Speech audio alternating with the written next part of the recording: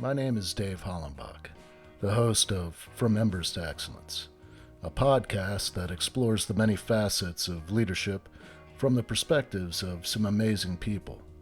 We discuss the triumphs and failures that have shaped our lives and our leadership philosophies. I've found that it isn't whether we fail that defines us, but when we do fail, how we respond. Leaders dust off the ashes and use their failures as fuel to work harder and as lessons to come back wiser and stronger, more resilient, more determined, and more committed to excellence. Today I'm speaking with Jackie Bruder for the second time. Uh, we had a really good interview. It was her and her husband Hugh. Um, if you haven't listened to that episode yet, it's an amazing episode and it gives you a little more history and background on what her and Hugh are doing right now. She is an IASIS provider, does neurofeedback, and she is the co-founder of Minden Minds. She began her career with Lauderdale Lakes Fire Department in 1987. In 1992, she moved on to Miami Dade Fire Rescue. Miami Dade is the largest metropolitan fire department in the state of Florida. She moved up through the ranks, retiring as a fire captain paramedic.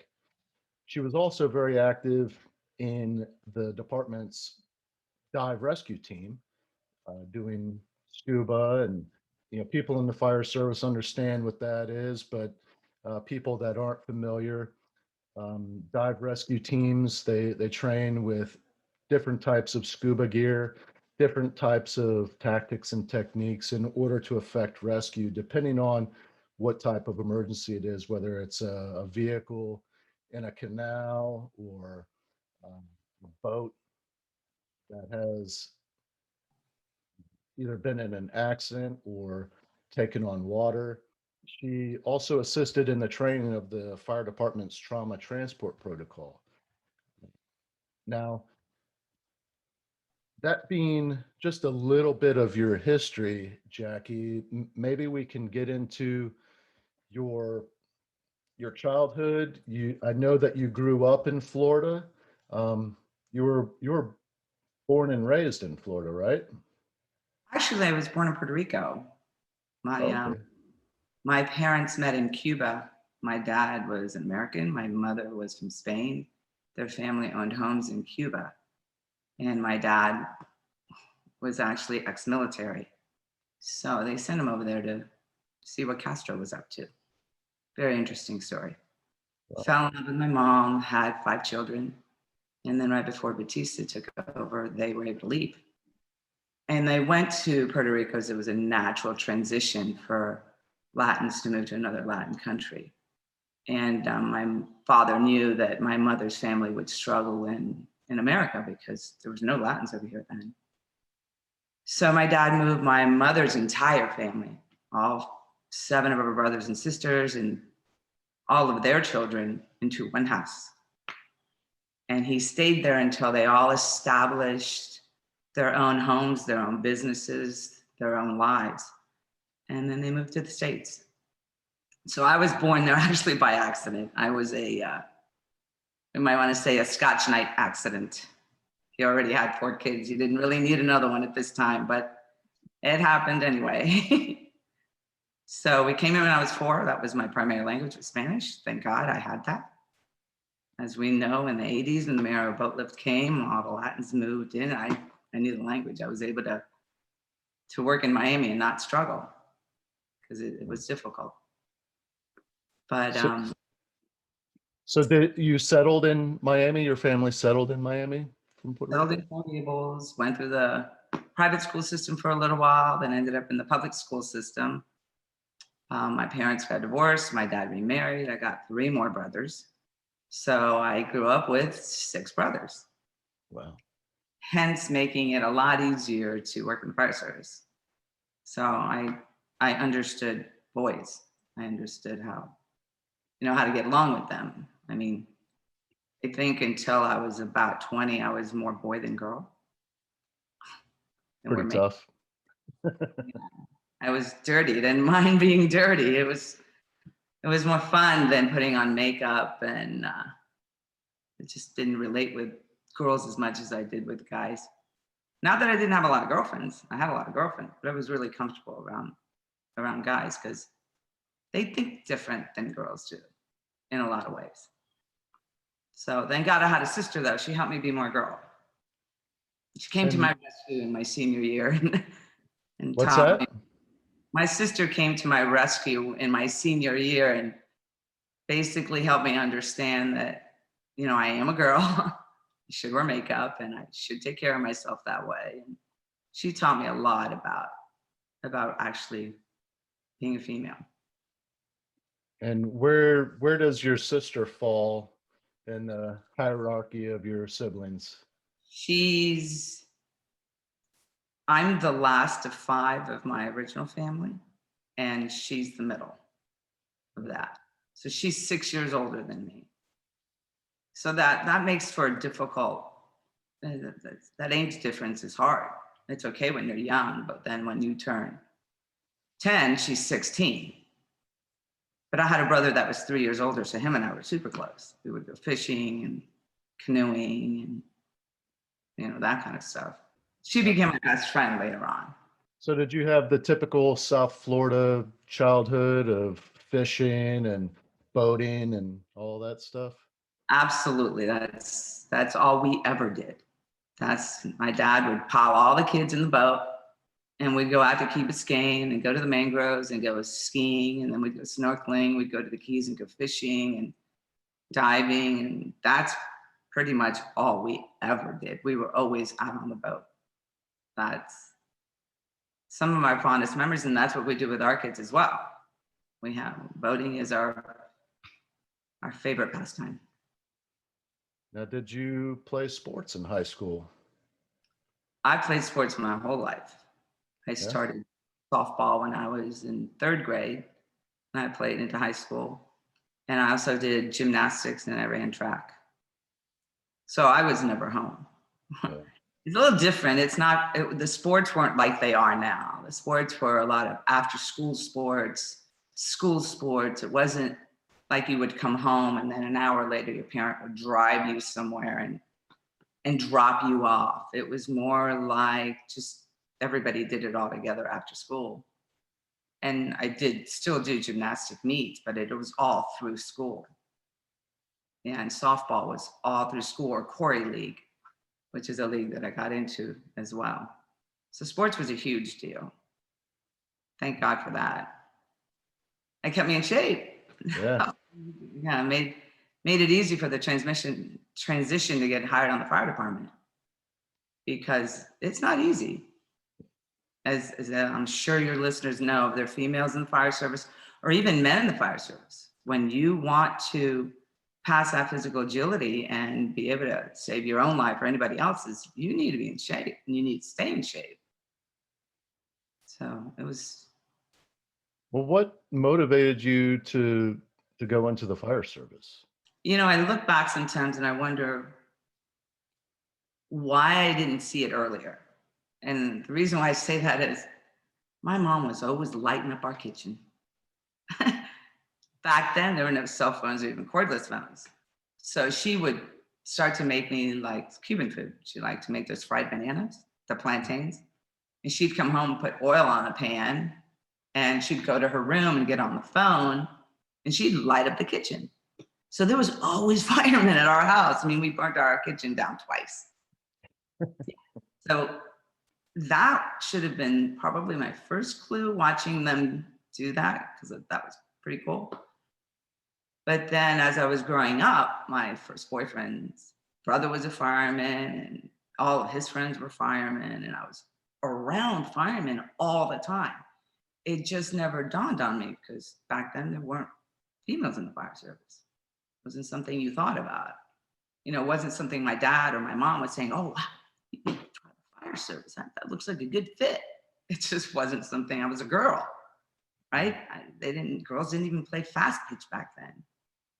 They couldn't try out for a baseball team. They couldn't play football. They couldn't do any of the things the girls, forget it. Basketball, men's basketball, or playing with the men, it just didn't happen.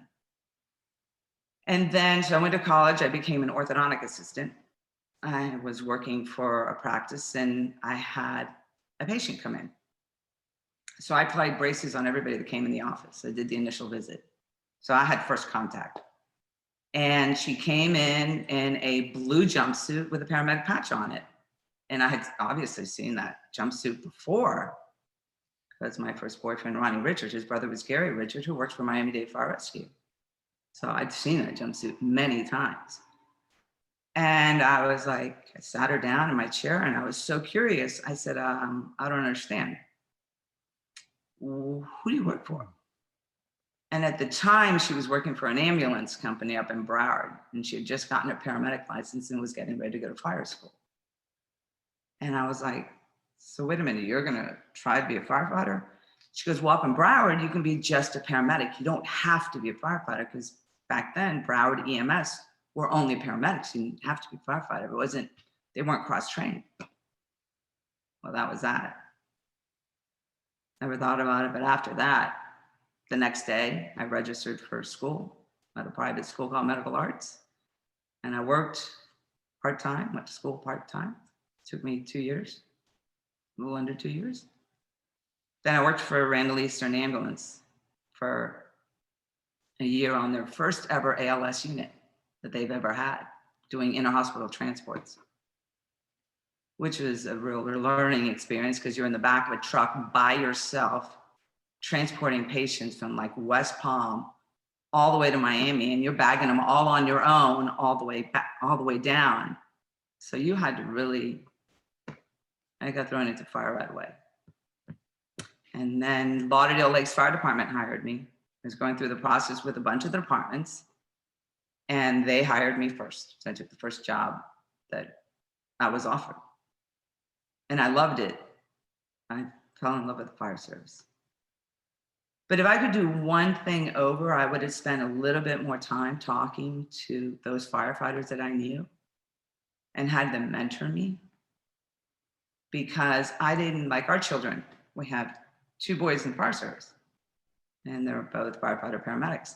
So their whole life, they were mentored. Even when they didn't know they were being mentored, they were being mentored. It wasn't intentional. We weren't pushing them to be in the fire service. But when you spend your life around firemen, because that's who you want to be around, because they're the best people on the planet, and they spend that time around those people, it rubs off. They hear the stories, they understand what we do. You know, they see us risk our lives, they see us help others, they see us help others off duty. I mean, it's not just at work, it's who you are. Firefighters don't leave the uniform at home. They all carry boo-boo bags. They all stop and help the public. They help their neighbors. You know, they put up storm shutters for, you know, the elderly woman that lives on the end of the street. That's just the kind of people they are. So they were mentored their whole life. I didn't have that. I didn't have anybody tell me what you're supposed to do and how you're supposed to do it and how to respond to certain situations. And I think that's important, to mentor people, mentor new firefighters, especially if they haven't had a family of it. Like our boys, when they first started, we would get phone calls because they work for Miami Dade. So we would get phone calls from officers, other firefighters, or we'd get a text going, you know, I'm working with so-and-so, your son, which one of them? And they said, they're high and tight.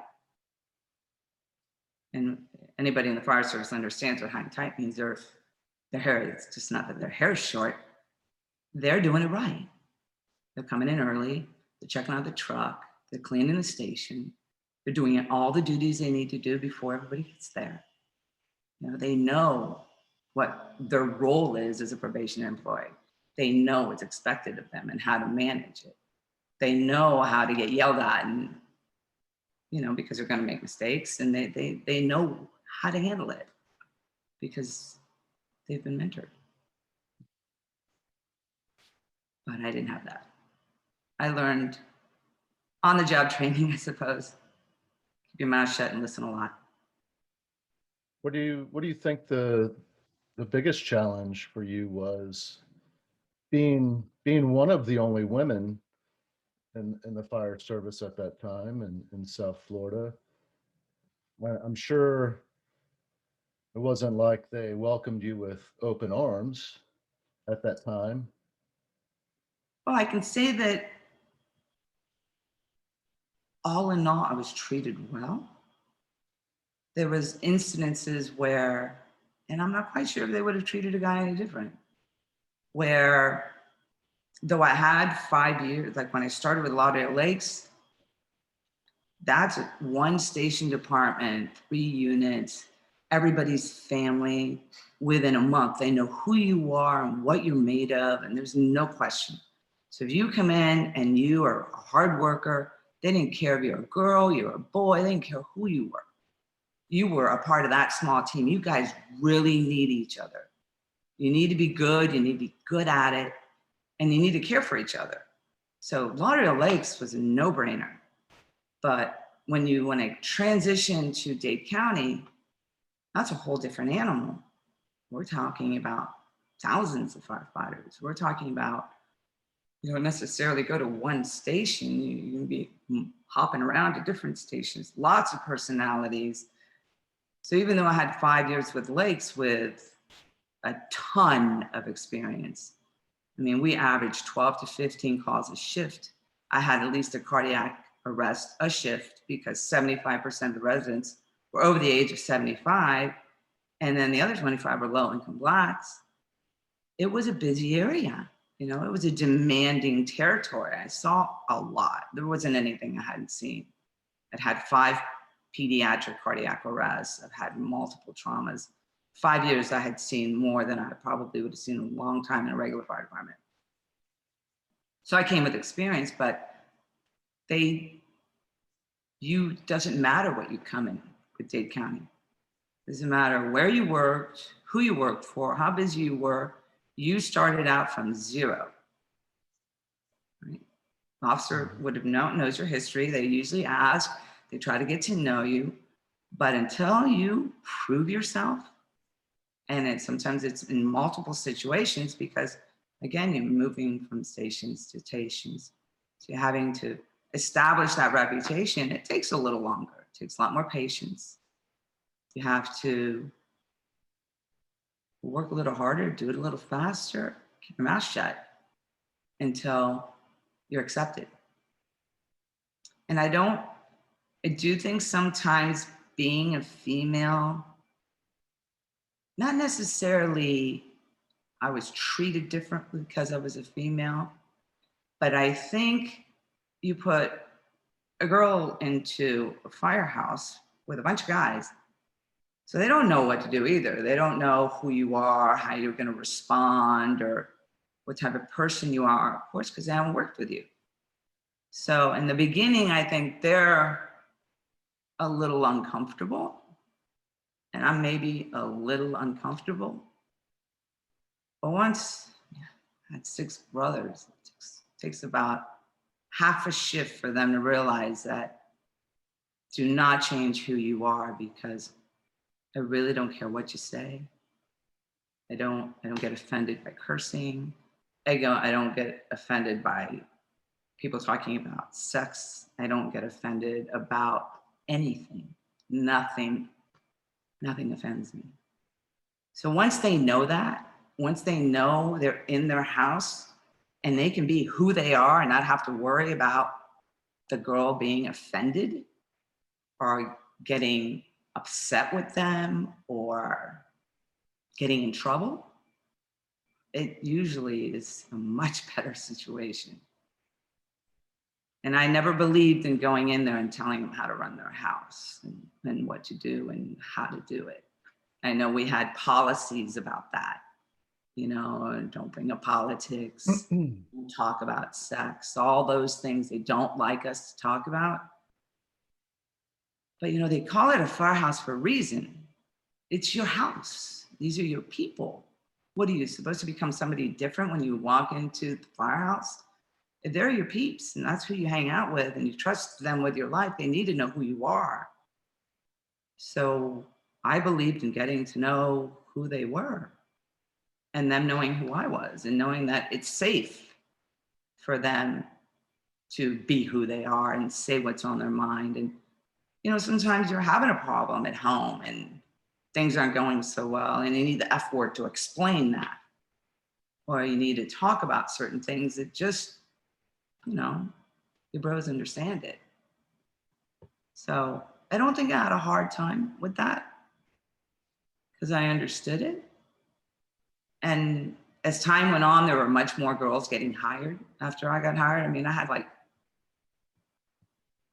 I think I probably had, when I got hired with Dade County, I probably had 4 other girls in the class with me, 4 or 5 other girls in the class with me. So it made it, you know, but it didn't matter that those girls were just like I was. You know, they were there to do a job. They loved what they were doing and just wanted to be treated the same as the guys. Any of those women, well, I'm sure not every woman coming into the fire service has the same kind of family background, that they grew up with brothers and the same kind of awareness that you came into the fire service with. So I'm sure that you're aware of women that had a tougher time than you assimilating. I absolutely had one. It was in my training class when I first got hired, going through recruit training. It was an incident that it made me uncomfortable, honestly. And it made me uncomfortable because it made her uncomfortable. It was an incident where we were going to dive rescue training. So Miami Dade Fire Rescue has scuba gear on every single one of their units. Even the battalion chiefs have scuba gear. Doesn't necessarily mean there's a diver on that unit, but the gear is there in case there is a diver on that unit. And so they make sure that we're proficient in not only swimming, you have to pass the swim test, but they teach you patterns that you need to learn as a skin diver for every single person that gets hired. And because our class was so big and student teacher ratio, they split our class in half. So half was in the classroom and half was at the lake. And I happened to be at the lake that day and half the class was at the classroom. And one of the girls that was in with that group, they were at headquarters, and headquarters was not what it is now. It's a small building and they were in the parking lot, and headquarters is right next to where the shop is, you know, the mechanical shop for the trucks. And a truck pulled in and the officer and one of the crew members got out and saw them all standing in a line waiting for the instructors to come out to tell them where to go, what to do.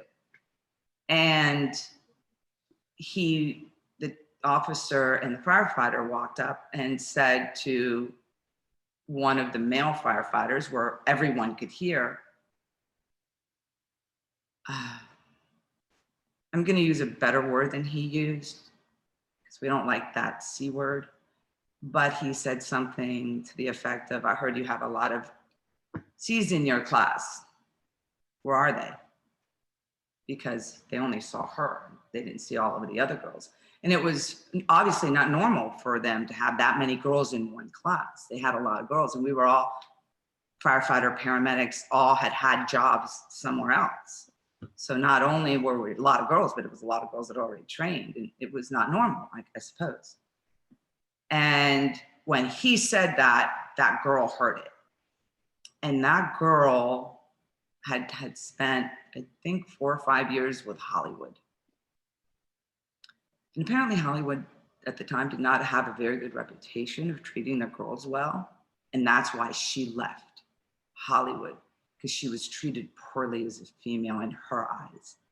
I personally don't know anything about that, but from her, she had mentioned that she was treated very differently than the guys. And they hammered her harder, they treated her differently. So she came into Dade County already having a bad experience, leaving there hoping to have a better experience. And then a couple weeks into it, the C word pops up. And she was pretty upset. She carpooled with one of the guys in her class, in the class. They carpooled because they lived near each other, and they found out the first week they lived near each other. So they carpooled, and on the way home, she verbalized how uncomfortable that made her feel, and that was so uncool. She said nothing, but he did. The guy went to administration the next day and brought it up and told administration how inappropriate it was that this officer had said that. And I think he said it just to kind of put people in check. I don't think he meant in any way to really stir the feathers, but boy, it stirred feathers. It rocked the boat. The ship was going down. And the person he complained to was a female captain in charge of training. So, of course, she wants us females to be treated equally. The word was not a good word to use. It was just all around inappropriate. I would not have done that. I wouldn't have taken it as personal, but I can understand it. I totally get where she's coming from. So they brought them in, they interviewed everybody that was there. They were trying to find out who it was. They went through the alarm office to find out who was out of service and who was down. And they put all those probationary employees on the spot. Now, they didn't know anybody. Obviously, they hadn't even been in the field yet to know anybody's name. They didn't know what unit number. They didn't know who the guy was. They weren't expecting this huge investigation, but it went down. It made the probation employees extremely uncomfortable, because that's the last thing you want, right? You hit the field everyone knowing that you just got an officer, a DAR or some kind of discipline. No, bad move. No, that's not what they wanted. So no one came clean, even if they did know. Lips were sealed. They did not take it any further than that because they weren't going to let that happen. And they talked about it amidst themselves, but it was, it wasn't good for her, I suppose, because she went from one bad situation and now she's going, here we go again, now going back into another bad situation. So yeah, there definitely were, and I saw it repeatedly, girls that, whether they were seriously treated differently, which they could have been, not necessarily that I saw them get treated differently. I mean, I have seen girls get treated differently. I'll give you an example, but in general, I don't think that's the case. I think there's just some circumstances where some people will treat a girl differently because they really don't want girls in the fire service. Some guys don't. Bottom line, they seriously just don't want girls in the fire service. They don't think they belong. And that's okay.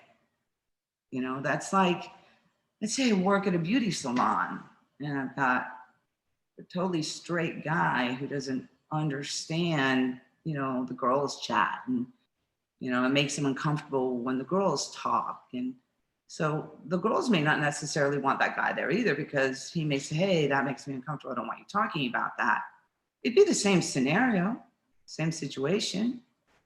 So I can see it happening, but sometimes the situations where I came in as a captain into a station that I had not worked at before, got the bid there, and there was females on another shift. Now, she was a lieutenant, she wasn't a captain, and she was working with a captain. And there's a girls' bathroom in that station, which is not normally the case. You don't always have a girls' bathroom. Sometimes can have like the officers got a bathroom and the girls would use that bathroom, but this was a designated girls' bathroom. It had a shower and had a toilet. It was just for girls. Well, the guys would go in, and I don't know whether it was intentional. Maybe it was, maybe it wasn't. She thought it was, where they would go in and they'd go to the bathroom, take a leak all around the toilet. Or they just totally trash the bathroom, not flush the toilet. They would just trash her bathroom when they're not even supposed to go in there in the first place. And she had brought it up to the captain a couple of times, and He didn't do anything about it. He didn't address it with the crews and say, look, that bathroom serves. It's the only one she gets to use. You got 4 other stalls, use those. It's the only one she can go into. And so when I came in, I was barely in the door for 5 minutes, and she took me in the office, closed the door, and says, can we talk? I'm having a reoccurring problem and I can't get a resolution to it. I don't know what to do. And so she turned to me because I was a female. And she thought I could understand it. And she wanted me to help her with it. You know, she had approached the captain. He didn't do anything. So yeah, there are times where there's some people that don't respond to that kind of stuff. But I don't think it's something that girls live with every day. At least I didn't.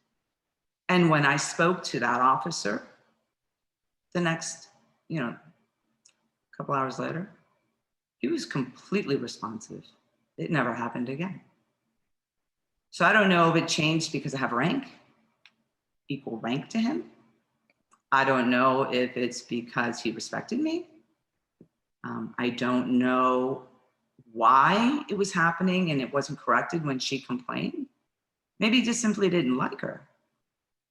Maybe there's some people that just don't like each other and they're not going to respond to them because they don't like them or they don't understand them or for whatever reason resent them. I don't know their dynamic. All I know was when I came in and I asked nicely, can we please change that scenario? It is making her uncomfortable and it's really not right, And he was absolutely, no one will go in that bathroom again. Put up a girls' bathroom sign a month later and never happened again. Can we talk a little bit about your leadership philosophy? Because there's in the fire service, there's sort of 2 dynamics: the leadership in the station with the personnel, and then there's how you lead in high stress environments when you're on a serious call, and it takes on a whole different tone. But I mean, you spent 30 years in the fire service, male dominated field. People respond differently to different approaches. I would imagine that as you worked your way up, you had a degree of mentoring. You learn by watching others what works, what doesn't work. But I know you've had a very successful career, well respected. You've been there, you've done that. Can you tell me a little bit about your progression and really what your leadership philosophy is after being in the fire service for so long? It definitely was a progression, like you said. When I got hired in Lauderdale Lakes, there were no officers on the rescues. We kind of took turns being in charge. And with a natural progression, the senior person does not want to do the paperwork. So you got thrown into what normally would be a lieutenant's position immediately. You had to do it all. And you had to learn how to do it quickly. And so that first year, you're in charge of on every call. That was super easy. But when I went down to Dade County, it was a little bit different animal. Again, you're moving around a lot of different personalities. You don't get to know people as well, as quickly.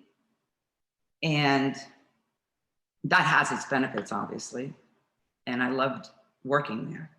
But in the beginning, there was a huge learning curve for me because when I'm coming from another department with some experience, but nobody recognizes that. So your opinion is not necessarily taken at any point.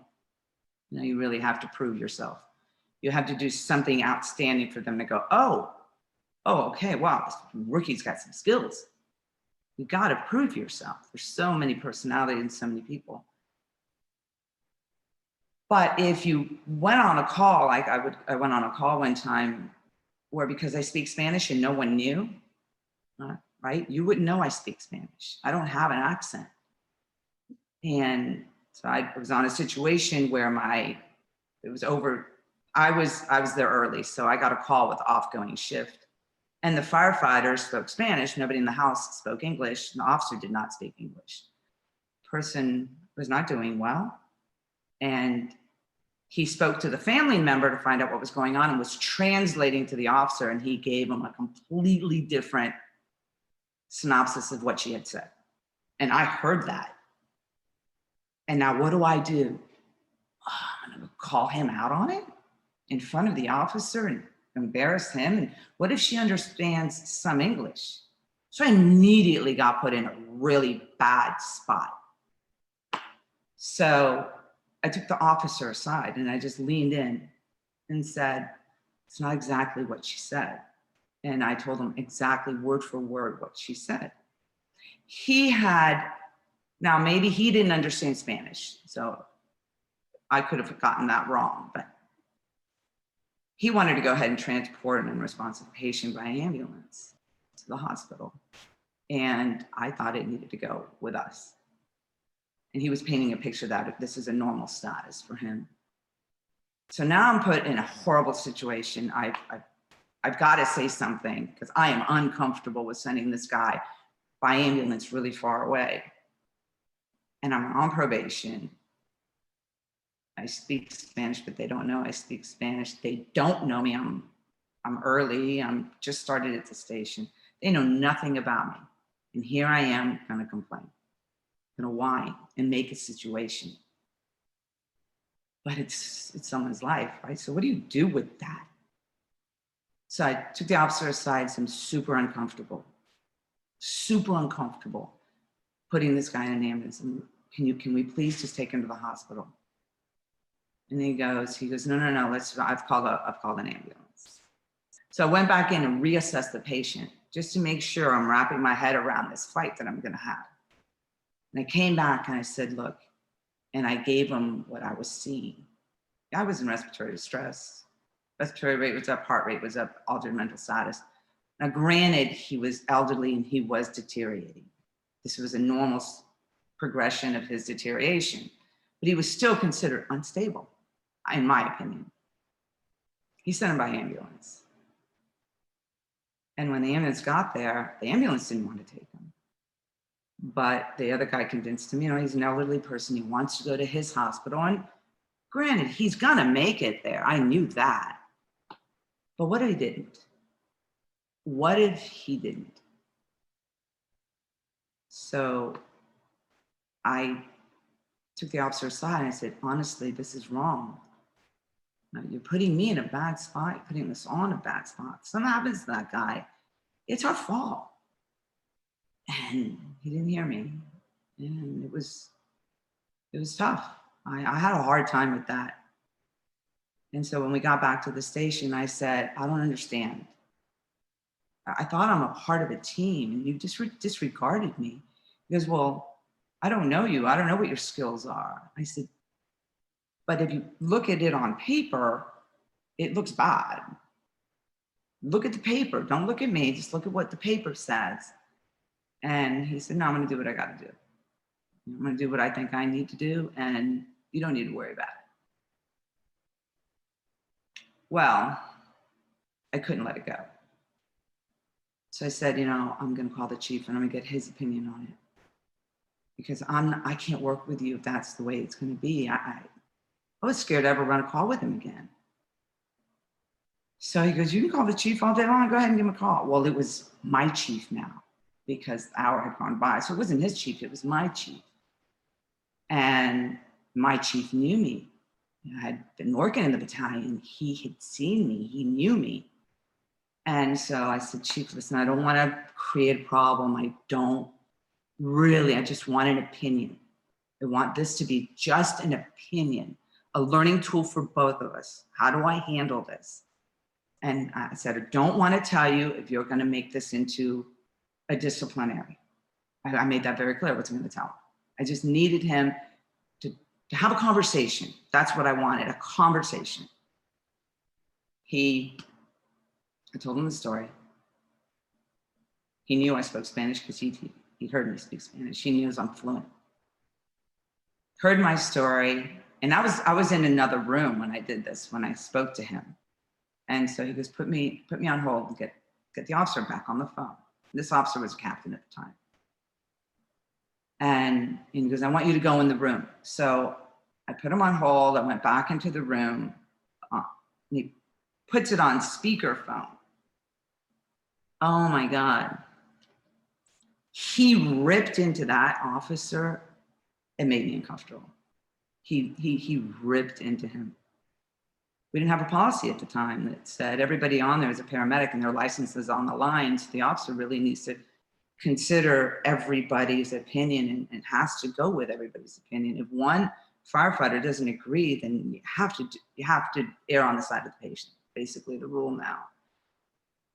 But he gave him such a hard time. He wasn't nice. He ripped into him, and that's basically what he told him.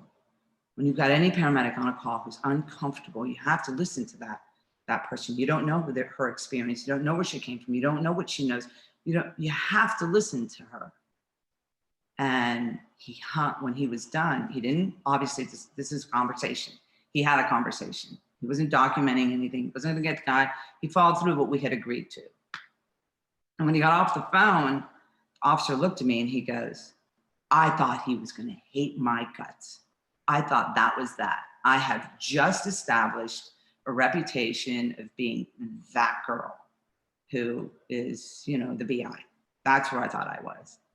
And I'm on probation. I thought, I'm done. And he looked over me and you could tell he was pissed. He looked over at me and he goes, I'm gonna need a minute.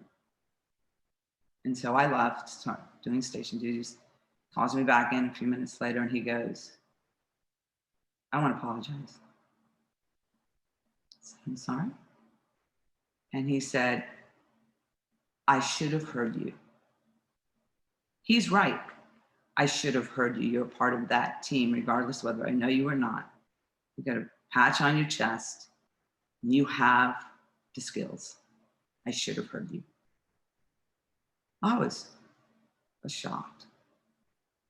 Now, other people heard the story, so it obviously got twisted around to be, oh, I can't believe she BI'd about the captain. He's awesome. And he is. The guy is he's one of my friends. We're very close. But I had to learn how to navigate that. And I had never been in a position like that before. And it had happened on other calls and I had just kept my mouth shut. And because my opinion was different from theirs. And I had kept my mouth shut, but this time I couldn't do it. And that helped me have the courage to do it again when it happened later. Like if an officer was making a decision that was breaching protocol and I was uncomfortable, I never said, hey, Cap, that's not what protocol is. What are you doing? Never. I learned to lean in and say, hey, I'm uncomfortable. Protocol 12 says, we should be taking this guy to the hospital. Can we do that, please? And you're not embarrassing him. Two, family, no one knows. And you're verbalizing your conscience, you're doing your job, and you're letting him know how you feel without compromising the situation. So that became my go-to from that lesson. But that was a really stressful situation.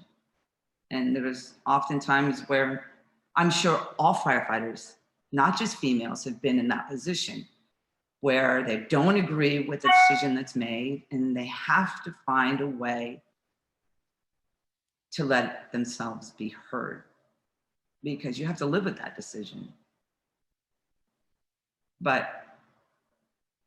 It's probably my own personal female on the job, new female, no one knows me, and don't want to be labeled the BI. Because that is the reputation that you get as a girl who complains. Oh, you don't want to work with her. She's gonna throw you under the bus. You don't want that. So over time, it took years, I think. It took years to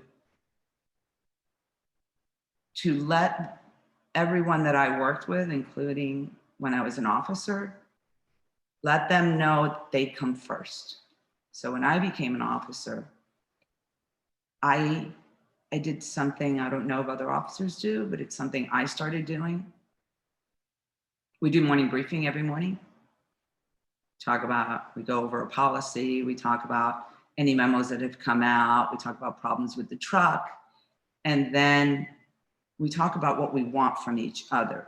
Assignments, we give assignments. I give assignments to everybody so that there's no question on the truck who's doing what. Like, you're gonna get the vitals and the blood sugar and you're gonna work the monitor, right? I give assignments.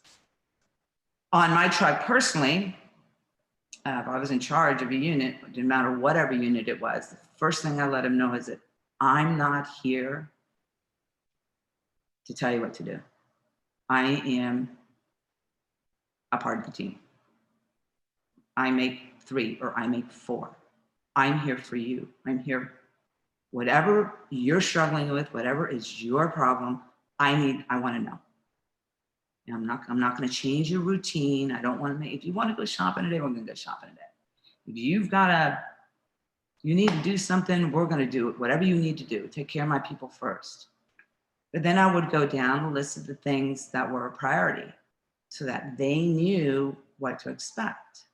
So there was no question on my style. So I would tell them I want vital signs, I want blood sugar and 12 leads in anybody, and I would tell them what we're going to do. And then the last thing I would say is if at any point you're on a call and you feel that you're,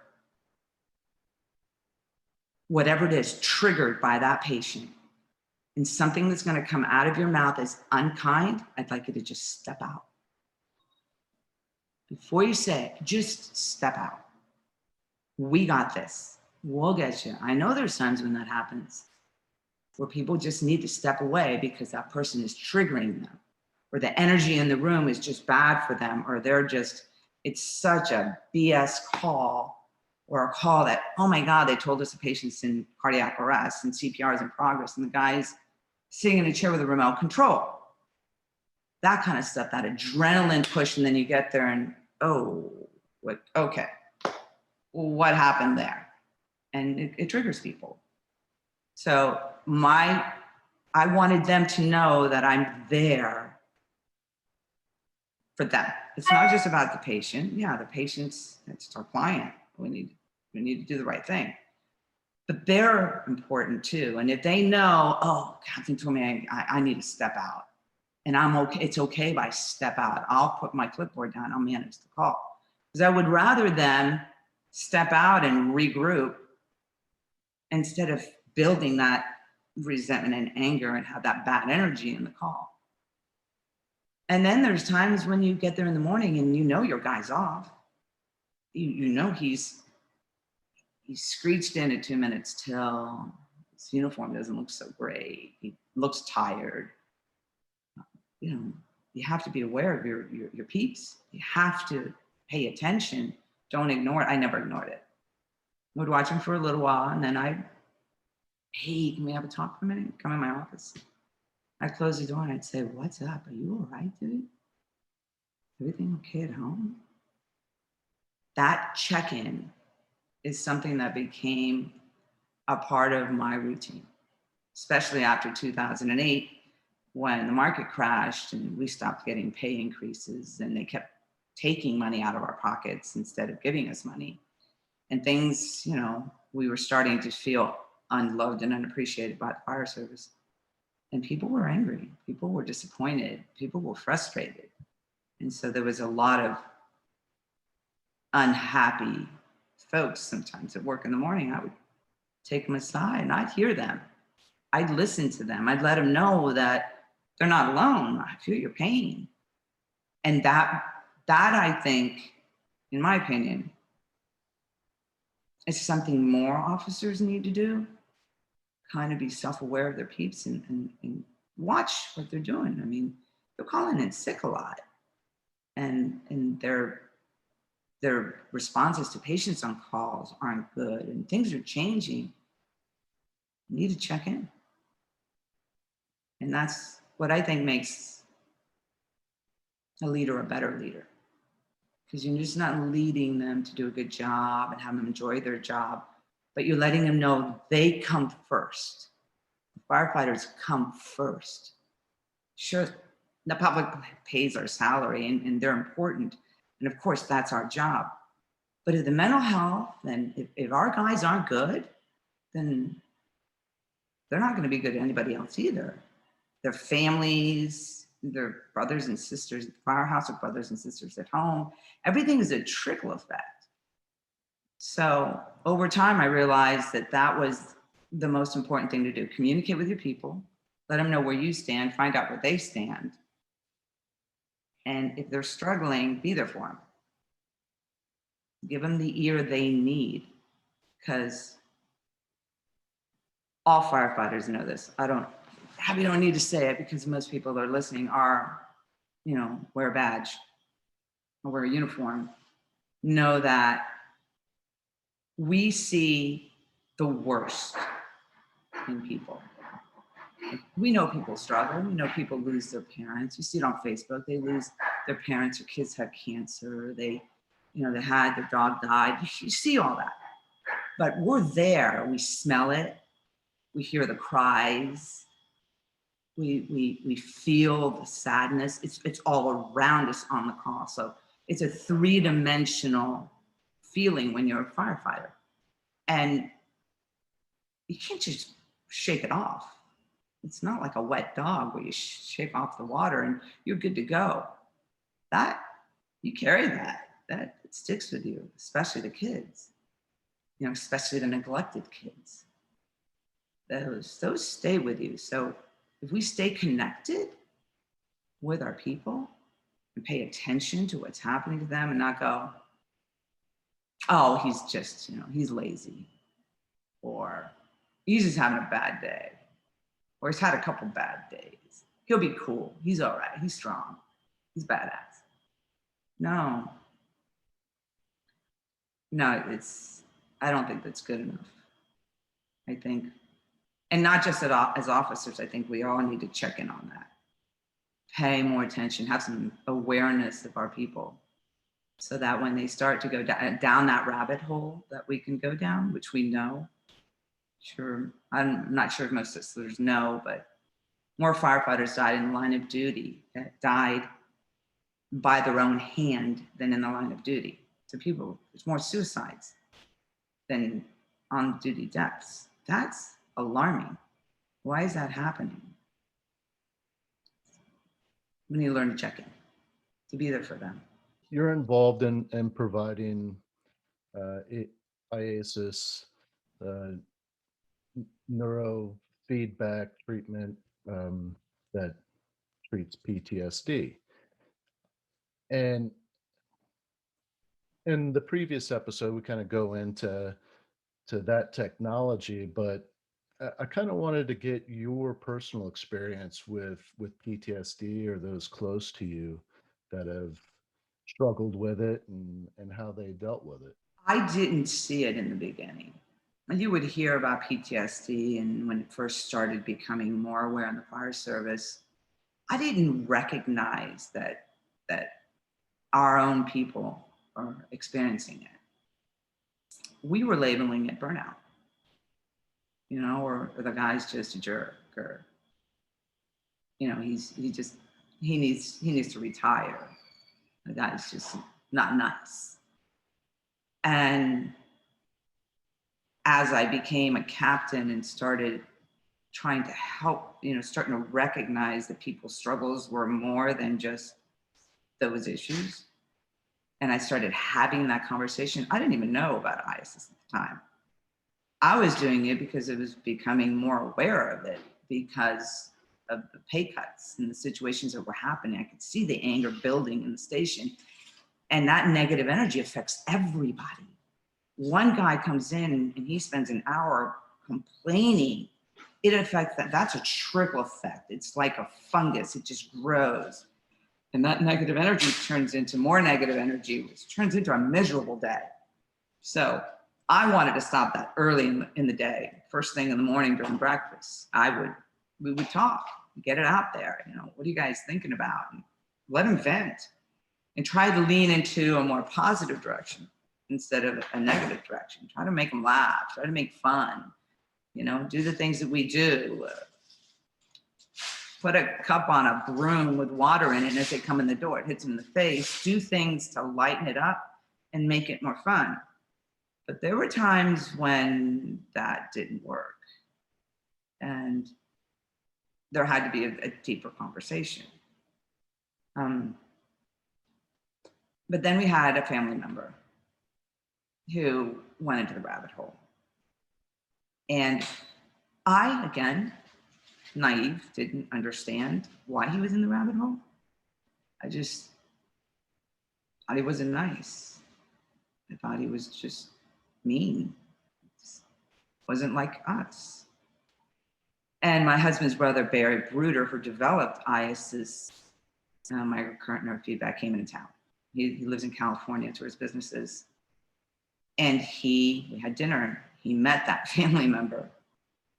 And when dinner was over, he took me aside, took both of us aside and said, "You understand he's suffering." We're like, "What? What?" And he helped us understand not only was he suffering probably from PTSD, anxiety, and depression, but he had had multiple concussions from playing football. So he had post-concussion syndrome as well, which those symptoms, anxiety, depression, insomnia, things that most people are unaware can linger and get worse over years. And I wasn't aware of that. So when he gave us basically a lesson of what to recognize, I started doing some research. I needed to wrap my head not only around this family member, but oh my God, have I been ignoring all of this and not really managing it right? And I spent months learning on how to recognize people who were suffering. And then Hugh's brother Barry gave us the system and taught us. We went to California and got the training to actually use microcurrent neurofeedback. We brought it home and we treated him, and the change was remarkable. It happened. It took about 6 or 7 sessions, and we call it a shift, where the delta wave shifts and they start to act the way they did, or they should be acting. We think mental illness is just, it's just, he's just having issues right now. You need to put him on meds. No, you can actually correct it through stimulating the brain and altering the way the delta wave is working. Because when you have depression or anxiety, you're exposed to physical, emotional trauma, your delta wave actually slows down, changes the way you act. You don't know that's happening. You don't understand it. You just know you feel terrible. We're stimulating the delta wave and reversing what's happening. We're doing it without drugs. So he went from a person who had been to a bunch of different colleges, wasn't succeeding, wasn't getting ahead, was kind of spinning his wheels, to within 2 years, EMT, fire, paramedic, on the job. Huge difference. And that's when we went, wait a minute, hold on. This thing really works. This isn't, we're putting tiny electrodes on people's brain and just stimulating them and thinking, oh, come on. That really work? Does that, come on. It does. You can see it with them sitting in the chair. They come in, their shoulders roll, they're very anxious, machine's going crazy. And after a couple of exposures, they're laying back and they're like, wow, feel pretty good. Just like that. It's remarkable. So I had a medical condition that forced me to leave the fire service. I was of age, it was time. I would have stayed, but I had no choice. And so when we left, we opened an office. Started with a small little executive office, advertised a little bit to local fire departments, just letting them know we're here. And one step at a time, we've built our practice to now we have a much larger office with 3 systems going. And we've seen hundreds of firefighters, and not just firefighters. I mean, even housewives. We see people that have experienced trauma and their delta wave is altered. And they're not sleeping, they're not eating, they're not leaving their house. They're anxious, don't know why. They're depressed, they don't want to do anything. They've lost that desire to live. And I've seen it from every level. I've seen people who've just had a traumatic event who respond right away and they're done in a few visits. And then I've seen somebody who's been suffering for years. I had a firefighter who hadn't left his house in a year. A year had not left his house. And now he's traveling all over the world. So I've seen it do some miraculous things. I've got to ask you, have you actually done the treatment yourself? Oh, absolutely. Absolutely. Oh, yeah. I may not have been in full-blown PTSD when I left. The job had definitely affected me. It had. I had a short trigger. Right? You could piss me off quickly, and I'm generally very patient.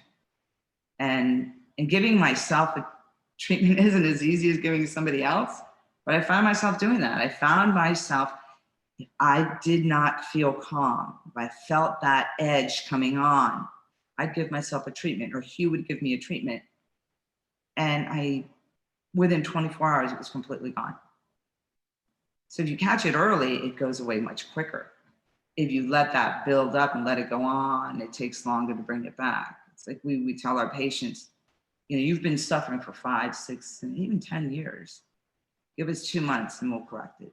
Give us 2 months to straighten that out. 2 months is not a lot to ask when you've had 10 years of suffering. So we notice the people that have, that are struggling the most take a little bit more time to have sustainability, which is they don't do this forever. This isn't like you go to your therapist once or twice a week, which I mentioned. It's we treat them until they're feeling 100%, and then we let them go. They're done. They only come back if they have another significant event. Loss of a family member, loss of a child, near-death experience, something significant that they know, oh, wait a minute, I'm starting to feel bad again. And they'll call me, Jackie, I need to come in for a tune-up. And they come in for 1 or 2 appointments, and then I don't see them again. It's been around for a long time, but Barry has fine-tuned it to where you don't feel it, you don't know what's happening. It's so simple and relaxing that most people don't even know what's happening to them. They'll come back and say, I don't really understand what's going on, but I normally get really pissed off when I drive. People trigger me, and you know how that goes. Drivers in Florida out of control. And they come, they get triggered. They're yelling and screaming. And he goes, that guy almost hit me today, and I could have cared less. That I don't understand why. I know why. The clinicians know why. It's not a coincidence that you had ISIS the day before. It's because of ISIS that they're not being triggered. They're not angry. Their family members would normally, our family members trigger us because we live with them. They know our numbers. And the families are telling us, wow, they're not triggered anymore. I can't get them angry. It's almost like, I try to say, it's almost like bringing the child back, bringing Happy back. Brings you back to when things were really simple, and playing in the yard, with the hose and the mud, and that was good. It's like that. It allows you to be happy with not having anything stimulating you. You don't have to have something entertaining. You just feel good all the time. And that is something I think we all need. Yeah. Yeah, right? Yeah. Especially with COVID and all the isolation. I wanted to wanted to rewind a little bit. Mhm. And we're talking about leadership, and I mean this kind of ties in to the triggering effect. But one thing that we didn't touch on is your experience in high stress environments where you're the incident commander. You're the one that's in charge, and you're familiar with your crew. Very tense situation, whatever it might be, and you can see the change in your people, that anxious energy, that high stress level, and you can feel it in yourself. How have you can you think of a time like that, and um can you tell us about it, and maybe how you dealt with that, how you overcame that that feeling so that you could perform? I don't know why it is what it is, but when all hell breaks loose, I do the opposite. I go straight into, okay, it can't get any worse, right? We're here to make it better. And I've had very few instances where the firefighters were kind of a little too loose. Never happened to me. I mean, I think I can only mention one time, maybe two in my entire career, where I had to redirect a firefighter, where I had to stop them, put my hand on them and go, stop what you're doing. Like, I need you to, let's refocus here. This is what we need to do. Let's refocus. Most of the time on call, they knew their position when that morning. They knew what their job was. They already know what to do. And yeah, there's obviously circumstances that are strange. Like, we had a woman who tried to commit suicide by standing in front of a train. And she got hit by that train. Well, she survived. That's not normal, right? And she's under the train. How do you train somebody to that, right? It's nature. They knew what to do. They got under there and they took care of their job. But then we had a situation. I'll give you the call. It was difficult for me, and it was a learning lesson for me. It was early on as an officer, and I had a Miami-Dade County police officer's daughter drown in a pool. And she was with her uncle, and he was babysitting that day. She was like 7, and he didn't swim and she didn't swim. And they jumped into the deep end instead of the shallow end by accident in a public pool in the middle of a complex. Went straight to the bottom. And she pulled them back up, but because she was freaking out so much, he was pulling her down. He had to get her off so that he could get to the side and get something to save her, and he couldn't. So he ran and called security, and security called us, and the cop, another police officer, got there and pulled her out. He knew her. So he started CPR. It's very stressful.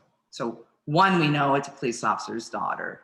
2, family members there just totally, I mean, blaming himself. It's a bad call. She's got fluid in her lungs. It's a bad situation. And I've got a young female paramedic, not been on the job long, not a lot of experience, and never worked a child. Of course, I'm going to put her in at the head. She needs this experience. I've had it. My other firefighters had it. She needs to be there. So I told her, get at the head, you're going to drop the tube. And she goes, okay. So she's at the head, right? We're going to round a pool. And we gave her the blade. We gave her the tube. We're ready. Every CPR is in progress. She just got to tell us when she's ready. And she froze. She didn't move. She just stood there. I said, all right, come on. Let's do this. Come on, we're on a clock. We really need that tube. And she just stood there. She was frozen. She was blank. Nothing, wasn't moving. I tapped her on the shoulder. I said, hey. And she looked at me. I said, it can't get worse. It could only get better. Right? It's going to get better. Let's just drop the tube. Because, of course, we thought we could get her right back. She couldn't do it. She just blanked out. She just didn't move. I said, all right, get up, get out. And she wasn't listening. And I had to physically tap her on the shoulder. I said, please get up and get out. And it was probably the only time I thought I really lost my cool, because she was blank. And I normally wouldn't have raised my voice a bit in a situation like that, because you never yell, you never run on a call, you never act out of control, but she was blank. And I said, get up and get out. So I wanted her to step away so one of us could get in that place, because with a child, you need an airway. Mm-hmm. And she got up, and it took 45 seconds for it to click after I nudged her, get up and get out. And she got up, and she got out of the position, and the other firefighter dropped right in, and I started CPR, and I looked up at her, and I said, we could still help. And she did. She did help. She finally kind of wrapped her head around the whole thing, and she did some other stuff, and it was fine. But when we got back to the station, the other firefighter, not even her, she said nothing. Now we talked about it on the whole way back from the hospital. Are you okay? And she kept saying, I'm okay, I'm okay, I'm okay.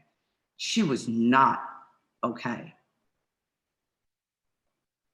Back to recognition. I wasn't recognizing as much as I should have at that point. I should have put the unit out of service. A good leader would have put the unit out of service right then and there and had a really more intense talk, a personal one-on-one face-to-face talk with her. We got back to the station, and I called the fire alarm office, and I said, I want to put the unit out of service, but I should have done it then. I did it when we got back to the station. The other firefighter came in, and he sat down. He goes, I need to say something to you. I said, okay. Now, him and I had been working together for 2 years.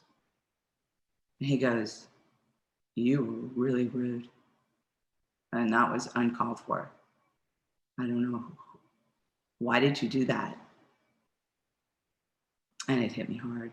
I was like, she wasn't listening. She wasn't doing her job. He goes, but there's ways, Jackie. You don't do that to her. It's obvious she was struggling. And I said, you're right.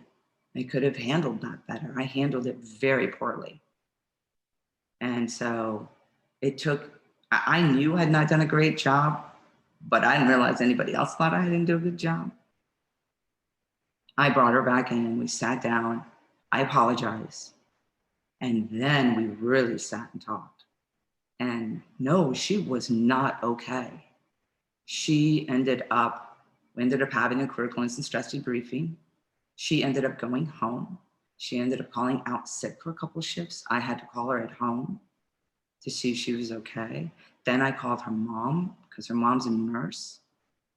And I knew her mom was a nurse. I called her mom and said, this is what's happening. I don't know if she's reached out to you. Maybe we can get her some help. And her mom called her. When her mom called her, she got the help she needed. But I can honestly say that was, if I were to look back at some of the things that have happened, that was handled very poorly on my part. I did not show the leadership I should have showed.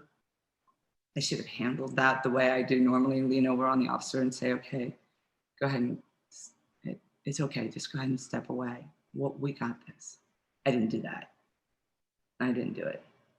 So I managed that badly. And I learned from that experience, and it taught me to recognize people, we're not robots, we're people. And when it comes to kids, it's hard. And it has happened. What happened there has happened a few times. Young employees have never done, we had a complicated childbirth, and firefighter had never seen it before. He not only never delivered a baby, but when he did his hospital stay, nobody had a child. So he'd never physically seen it happen in real life. And he was just freaked out. And he looked at me and goes, I can't, I need help. I can't do this. He physically said that to me in the back of a moving vehicle. And I just put the clipboard down and said, no worry, we got this. Because I had learned from that other experience to not push him to try to make him do it himself. I joined him. I made it a part of, okay, we got this, we can do this. So yeah, I've made my mistakes and I've learned from them. I think if we don't make any mistakes, we don't become better people.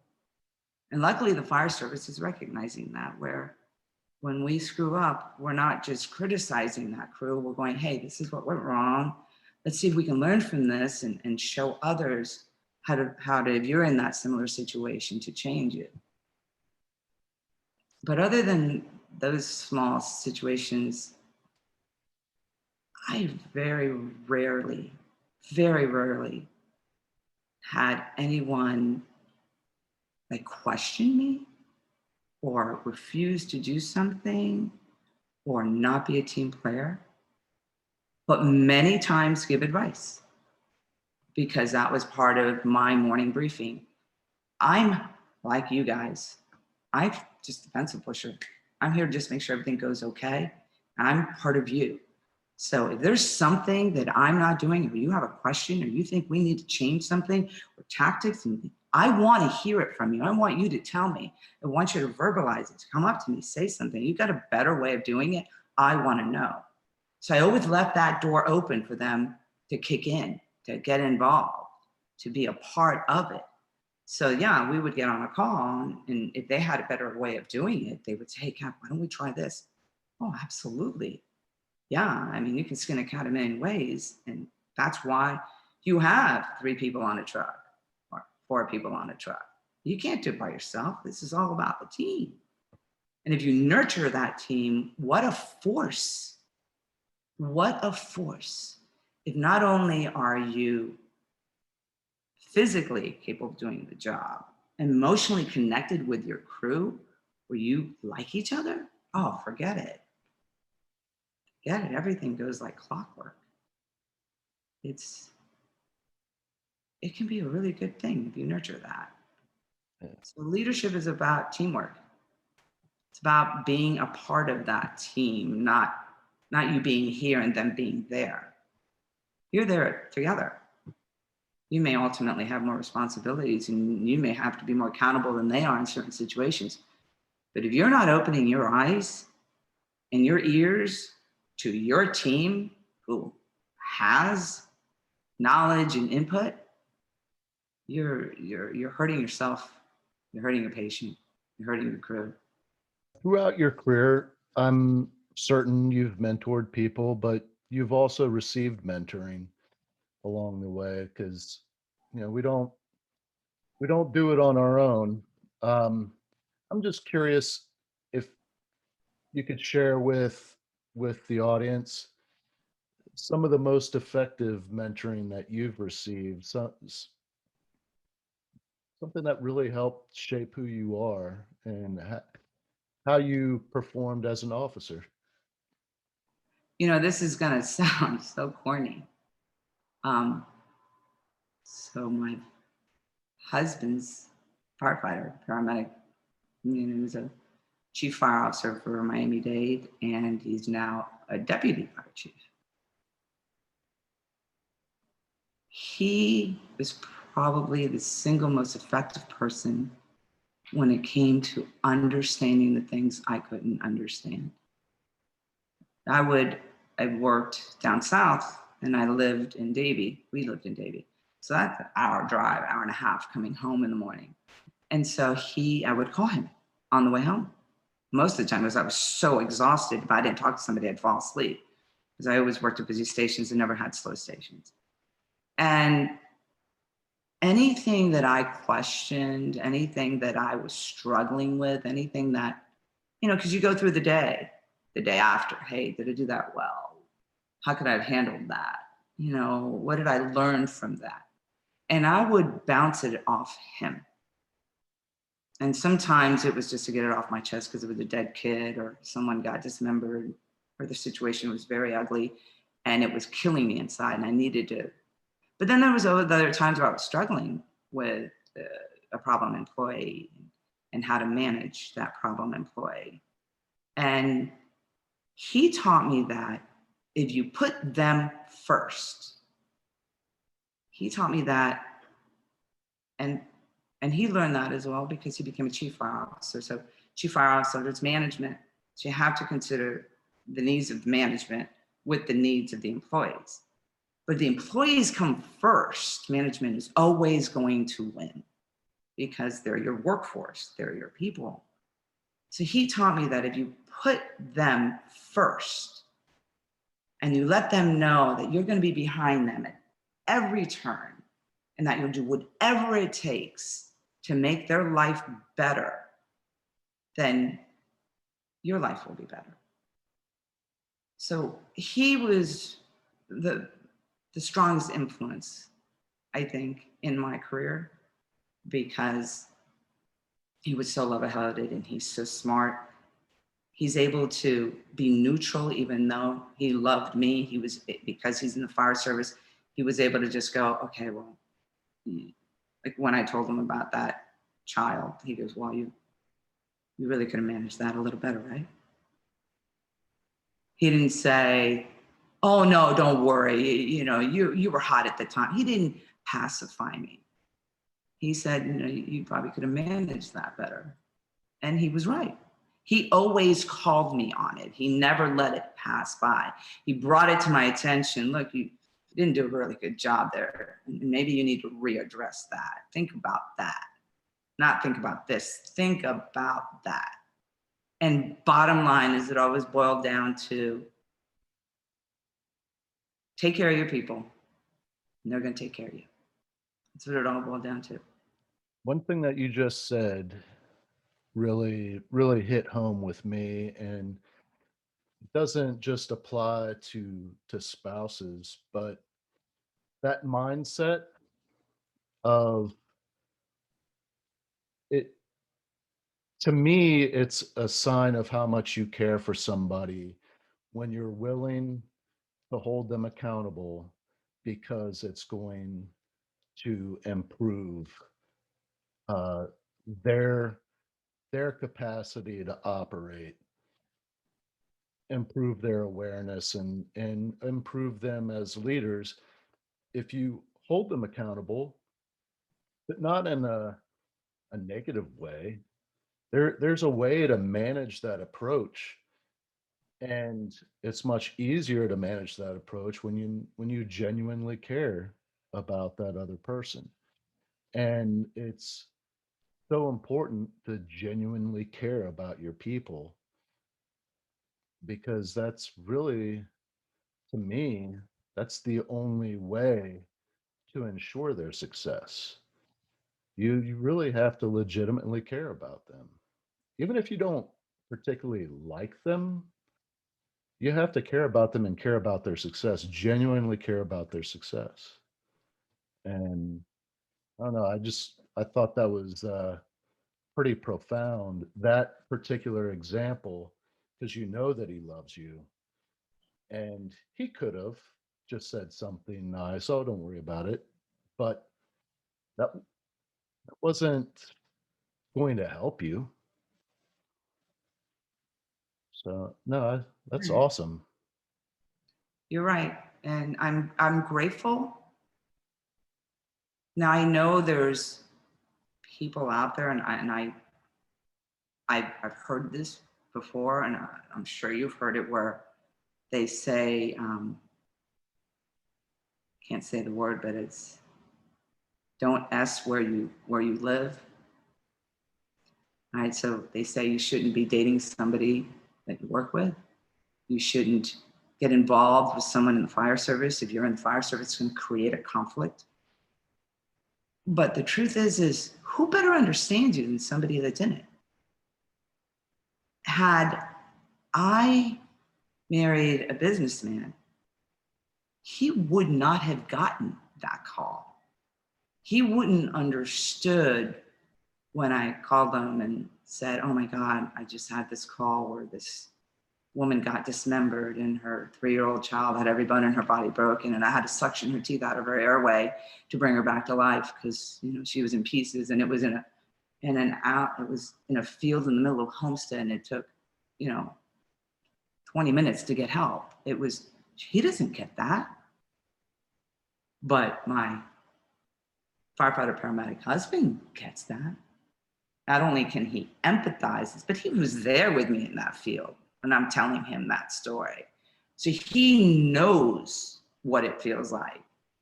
So he can be there for me. He can give me the compassion that I need. He can give me the guidance. He can walk me through something like that.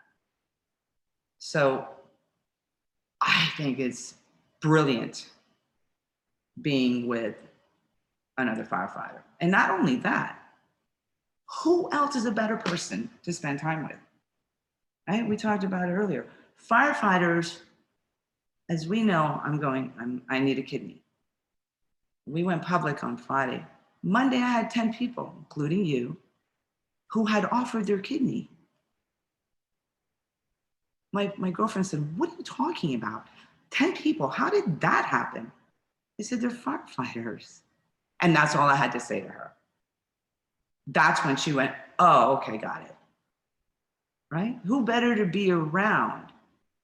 People who risk their lives for strangers? Yeah, I want to be around that guy. I want to be with that guy. Because that guy's not only seen the worst of everything, but then he knows how to manage those bad times. He can put his arm on your shoulder and help you cope. Because he's seen all that bad stuff. And they're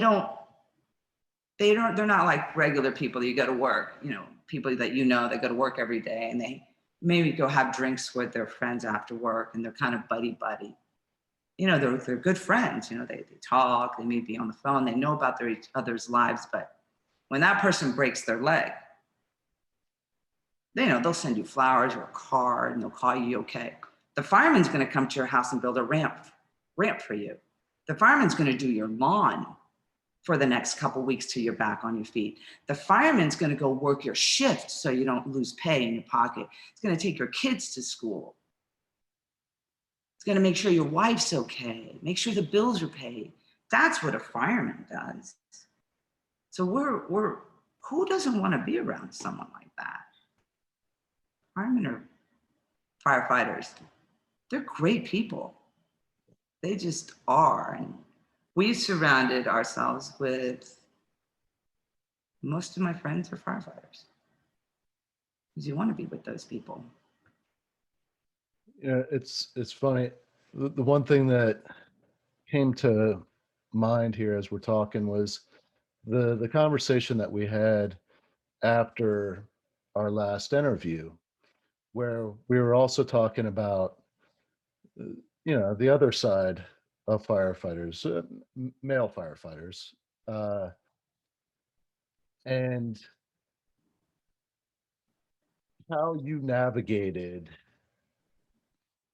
being an attractive woman in this male dominated field. And I think that there are uh, women, well, actually, I know women in the fire service that have dealt with it and maybe didn't know how to manage it or managed it much like you did in the past. But I just thought it was such a great story and really a pretty good example of what some women in the fire service experience. But if you could tell that story about, being asked out by guys that knew you were married and just it's funny, um, but it's so true. Hey, listen, men and women are going to be men and women. They're going to be attracted in every place in the world. And yes, I'm outnumbered, clearly outnumbered with more men than women. I think the same situation probably happens, in a regular work office. It's just, it's strange. I was married to a fire chief. He was a battalion chief. And often, it wasn't on one isolated occasion, I would get a walk out to my car as I'm putting my gear, because I always took my gear with me because I worked overtime. I'd be followed out to the car by another officer, another firefighter, and he'd be making small talk, and which is very often what happens. Hey, what's going on? Let's catch up. And then we'd get to the truck and they'd say, so what are you going to do today? It's like, I'm not sure. He'd go, so maybe you and I can get together. I'd be like, what? Like, yeah, maybe we could get together. I'd be like, so I'm married, to you. He's battalion 2, right? You know that. Oh yeah, I know that. That's okay. I don't want to get married or anything. I just want to have fun. I'd be like, okay, so you know better, right? But I don't need to tell you this. You know better. And he goes, do I? Yeah, you know better. Just wasting your time going down the wrong road. Yeah, go on your way. It's no, not smart. And it had to become a conversation at home, right? Because obviously if he was attracted to me, in his eyes, maybe other men were attracted to me. And so he would ask me, so are there any other guys on the job that are hitting on you? And from the very beginning of our relationship, I made it very clear that was a conversation that was not going to be had between him and I am not going to tell you about all the people that hit on me at work. And whether it's your friend or not your friend, I'm not going. It's none of your business. I don't want to know who's hitting on you all day long. Can't change that. People are people. It's up to me to manage that situation, not him. He doesn't manage my issues. I manage my issues. I manage myself. So he didn't like it. He wanted to know, hey, my friends are hitting on you. I want to know. I was like, I'm not going to tell you. It's just not going to happen. Not going to go there. People are going to be who they are. And sometimes they want what they want. And that doesn't mean they're going to get what they want. And if you handle it right and don't disrespect them and treat them poorly and then throw them under the bus, you're good. And I never had anyone who was, aggressive or inappropriate. I mean, I had patients who were. Definitely had patients grab me all the time. That happened all the time. And we took care of that really quickly and easily. But that was a rule. Did not tell them, because you're right, a girl in the fire service, not only are you, I know the girls know this, you're not only being hit on by your guys at work, especially if you're single, but you're getting hit on in the hospital by the nurses, by the ER, by the patients. I'll see patients' family members at Publix, and I'll hear them go, hey, that's her, let's go talk to her. I'm not going to talk to her. Yeah, I'm going to go talk to her. And then they'll come up to me and they'll say, were you on a call? I always know who they are. Always know who they are. And so, I really like the way you handle that call. Can I get your number? I'd be like, I'm really flattered. Thank you so much. But, I'm happily married. And that usually shuts it down right away. You let them know you are happily married. You're not just married. You have to throw in that I'm happily married. Thank you very much. You let him know I'm not available. Bottom line. Can't knock him for trying though. It's certainly not going to get. I'm flattered. Why wouldn't you be flattered? You're flattered by it. Yeah. They don't share it. You keep it to yourself. And that's really okay. I know some girls like to handle it different, but that's just the way I looked at it. It made life easier for me. And I think it made it better for all of us. And most of the time, those young men that were doing that kind of stuff always ended up getting in trouble. And that's too bad. Yeah. You can't make them be who. Can't tell them what to do. They have to follow their path and learn their way. Yeah. So what advice would you give to um, women that are aspiring to be firefighters, or maybe they're firefighters now and they haven't had the same experience with six brothers, and they're having a difficult time adjusting to the male dominated occupation. What advice do you think would be most beneficial to help them be more successful and enjoy their career moving forward? Well, First of all, I think the most important thing is to consider the fact that we're still men and women. We're different. You, you can't be a girl and really be a guy. You have to recognize their strengths and their weaknesses as they are recognizing your strengths and weaknesses. We all have them.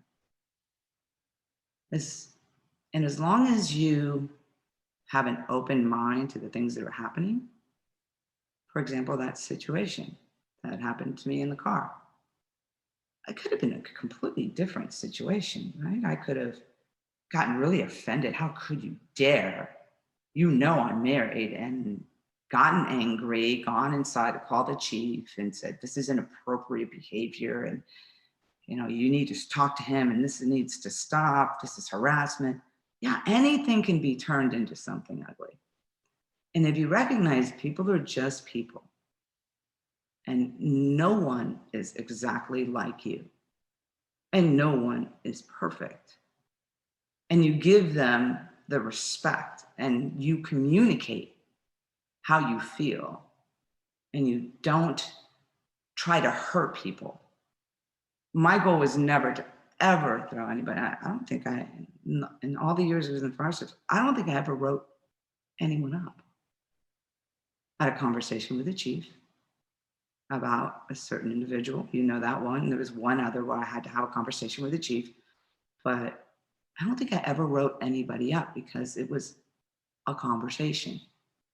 So what I would say is, if you're in a situation that's uncomfortable and you don't know how to manage it, first reach out to your female friends that are on the job and get their opinion on it. But first and foremost is have a conversation with that person who's making you uncomfortable and let them know, hey, I respect you, but this makes me uncomfortable. Maybe we could find a way to work around it. If they're hitting on you all day, every day, and they're relentlessly being aggressive, that is a conversation you have to have. You cannot avoid that. That is going to affect every part of your life. So to take them aside and go, yo, bro, okay, I've already told you how I felt. I need this to stop. And if at that point it doesn't stop and it's uncomfortable, continues, you need to go to that person's officer and say, look, I don't want to make a big deal. I don't want to put this in writing, but can you just have a conversation? Can we bring us all together in a room and let's talk about this? I need a resolution. I think that if girls growing up in the fire service, one, have someone that's been in the fire service help mentor them on what to do, what to expect, and kind of know going in some of the things that are going to happen so that they're not surprised, that hands down definitely makes the transition much better. But if you don't have that, remember that use your skills. We're taught in paramedic school how to talk to people, how to ask questions, how to give answers, how to manage uncomfortable situations sometimes. That's what I would recommend most girls do. When you're put in a bad situation, if you have to be in a bad situation, don't blow it off. Don't think it's going to go away. Don't assume it will go away. There's always going to be that underlying, it has to be worked out. And you do it by respecting them, just like you're asking them to respect you. Have the conversation. And if it doesn't work your way up to the next guy. Maybe he can help them understand how uncomfortable you are. And understand that you are in a male-dominated world. There's always going to be people who are not going to accept you because you're a girl. They don't want you there. And that's okay too. That's same everywhere. I mean, you could be working in an office and someone there just doesn't like you because you're wear glasses or you have red hair or you're gay or you're not gay, or there's always going to have people who aren't going to like each other in every situation. But that doesn't mean that you don't respect them or show respect or show kindness. and don't allow it to turn into something ugly. There have been situations that I've read about that have been shared with me where it's not just simple, you know, guy trying to hit on the girl, but actually is more aggressive, where there's physical contact that, you know, is unwelcome, um, or even, you know, explicit verbiage of what they'd like to do. In my opinion, that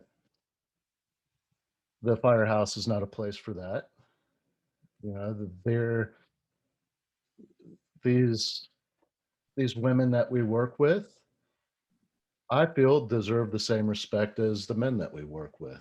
And you might have that opinion that they don't belong, but that doesn't give you the right to be an asshole, be a pig. There's that's beyond the realm of accepted behavior. Yet it still occurs, and I know that by and large, the women are more likely to accept that as just part of the territory, and they'd rather deal with that than how they would be treated after reporting it. Mm. I lack the skills to really give advice on that, like how to handle that. Because in my mind, it's like I'd punch them. you know? But you can't do that, and I haven't walked in the same shoes as you and other women, so I don't even know how that would transpire, but there has to be a good way to manage that. There has to be like that breaking point, that tipping point where you actually take action. And in your mind, what is that tipping point? Is it the first incident or the second, or is it I just to me the first incident is like, no, there you crossed a line, pal. I mean, what is your take on that? Have you been Been there, aware? Yeah, have you been there? been there. I have fortunately not had to go too far to make something stop. Um, I don't know if it's because I'm a very strong female. And when you cross my boundary of, like, I have a very lean boundary. My stand is very soft. You can cross it a lot before I am going to say something. You can say things to me, you can verbalize some of those things that you're talking about. It does not faze me at all. Talk all you want. The moment you put your hands on me, that's a problem. Don't put your hands on me. So if I get like a pat on the butt once or twice, that's okay. The person continues doing that, which has happened. I will turn around, I'll grab his hand and I'll say, that is unwanted. I'd like you to stop. If it happens again, which has only happened once in my career, where I've literally leaned up against him and got in his face and said, if you touch me again, we're going to have a problem. We're going to have a problem. I don't want to have a problem. I know you respect me more than that. Don't want to have a problem. And that always shuts it down. For me, it has always. Usually the first time, there's some of that ass grabbing, as they call it. You're fooling around, you're having fun, that's one thing. But if it keeps up, there's a way of going, oh, I wish you'd stop. Not, oh, I wish you'd stop. That is not taken as, you better stop what you're doing. There's a tone that needs to be changed.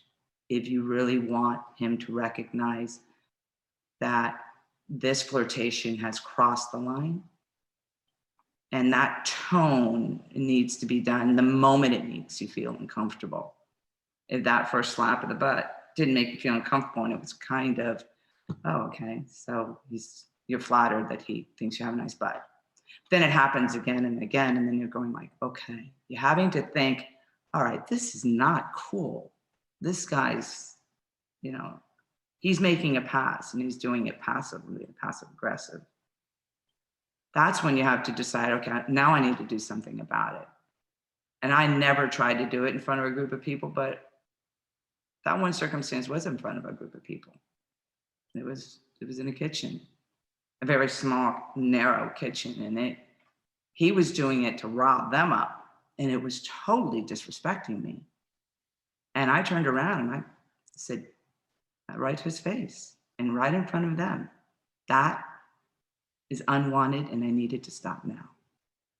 So not only was I putting him in check, but I was letting them know I was putting him in check. So now if he does it again, they know I'm uncomfortable with it. And now they know where my line in the sand is. How far can you push her? Because sometimes when you push and you don't do anything, they're gonna push further. If you don't do anything, they'll keep going. So at some point, there has to be a line in the sand where you let them know, okay, I'm cool with ass grabbing for a little bit, but I've got my boundaries as well. And you don't know where people's backgrounds are, Firefighters might have had a dad that's very aggressive, and that's the way he flirted with girls, and he learned that habit from his parents, and that's just what has worked for him. And so he does it to see if it'll work with you. And until you make it very clear that is not working, well, he really understands. So yeah, I know that there are issues, and I know for a fact, because I had a girlfriend of mine who on probation was harassed by her fire chief, her battalion chief. And that was a problem. And she tried to get him to stop, and she asked him to stop, and he wouldn't stop. And she finally had to get her supervisor, who went to his supervisor, and it wasn't good for her. It wasn't good for him. It made the whole department look bad because he didn't recognize the line in the sand. And we all have to be able to do that for one another. Like I said, I'm married almost 20 years to a firefighter. He had on me at work, right? I knew him for 17 years before he ever asked me out. I didn't even know if he liked me. I had no idea. We were friends for so long. And then that one day, there was a little something different. I was like, okay, wait a minute. You're my friend? No, no. Because he was my friend. You take that big chance. Yeah. You have a guy who's your friend. If you date him, things go wrong. You've lost your friend most of the time. But I had to recognize, was that really okay? Did that really happen? And then, it took him a long, long, long time to finally ask me out.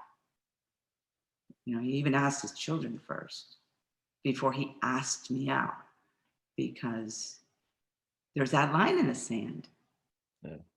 That line in the sand, you see each other work, you work together. Do you want to cross that line? Do you want to take that chance? Do you want to take that possibility where you ask that person out and they, one, either reject you, or two, talk poorly about you, or you do go out and you break up and now it's all over the department? Those are, so it can have its benefits, and it can also strangulate you. It's a chance you're taking. I've been lucky. I knew him for so long. I knew what kind of man he was before I got involved. He was my friend first. But again, I had to be open to the idea that maybe he liked me in a different way, to be able to recognize that and be open to it. So he had probably had to have the same fears and not knowing how that could turn out for him. Could turn out badly for him. So it goes both ways. Hmm. But it's generally the other way around. It's generally, but honestly, I have also seen, and believe it or not, I've seen it come from a female officer towards a male probation employee, or it was the other way around, where I felt extremely uncomfortable with the things she was saying to him and the way she was talking to him, where I had to say something to her and help her recognize, okay, she's single. I can understand her being attracted to him. He was attractive.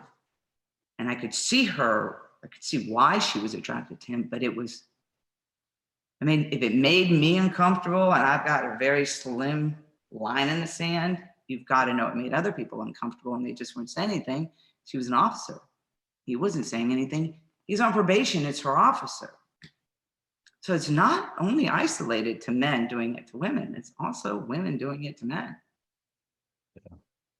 And I brought it to her attention because it made me uncomfortable. And I thought it was inappropriate. And he hadn't said anything to her. He hadn't said anything to her. And I'm sure it made him uncomfortable. Or maybe he didn't. Maybe he was just flattered.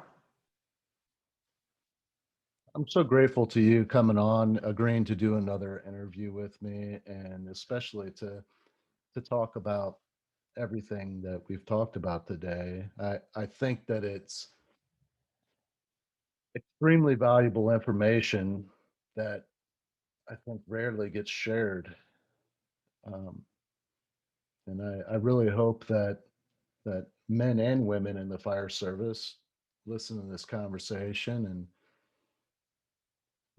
walk away with a better understanding on how to how to treat one another at the firehouse, on the job, and as and extremely valuable leadership lessons.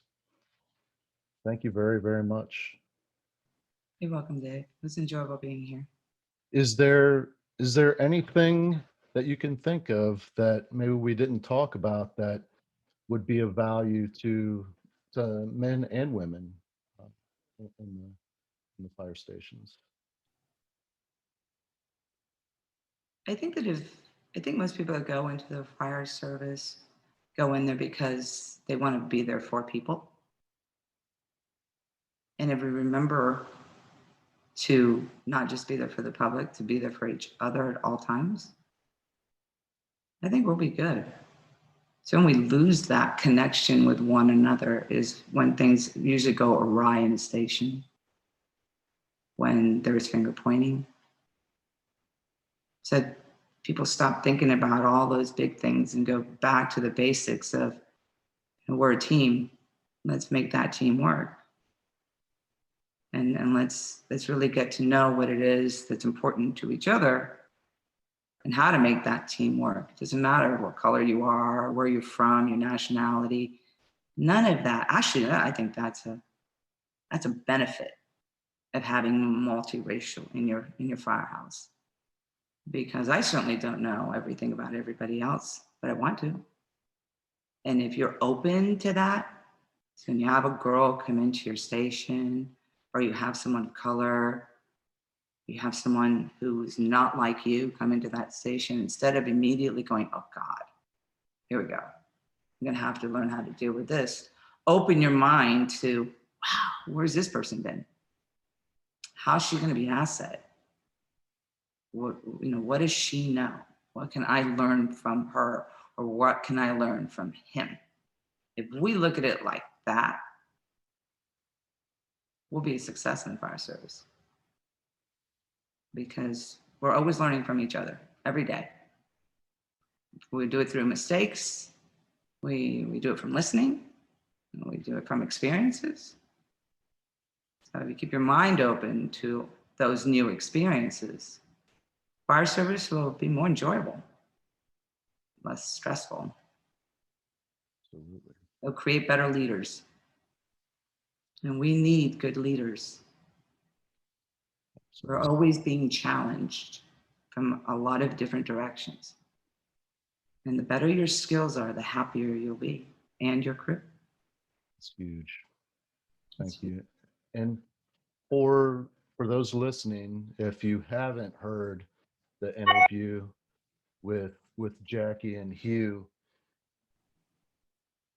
it aired on April 2nd. So take a look. It's on all the podcast platforms. This, whatever you're listening to this episode on, check it out. It's a really, really great interview. It talks more in depth about PTSD and the micro neuro, what is it called? Neurofeedback. Micro energy neurofeedback. Microcurrent neurofeedback. Okay. And diastasis. So yes, thank you so much for coming on again. This was great talking with you. Right. You're very welcome. It was enjoyable. It's my pleasure. Thank you for listening to this episode of From Embers to Excellence. Please like and subscribe to my YouTube channel. Follow me on your favorite podcast platform and visit hollenbachleadership.com for additional content. My goal is and always will be to add value to as many people as possible. So if I can be of any assistance to you or someone you know, please connect with me via email or on one of my social media accounts, linked on the homepage of my website. Remember, our failures don't define us unless we let them, and the only true measure of a leader is the success of their team.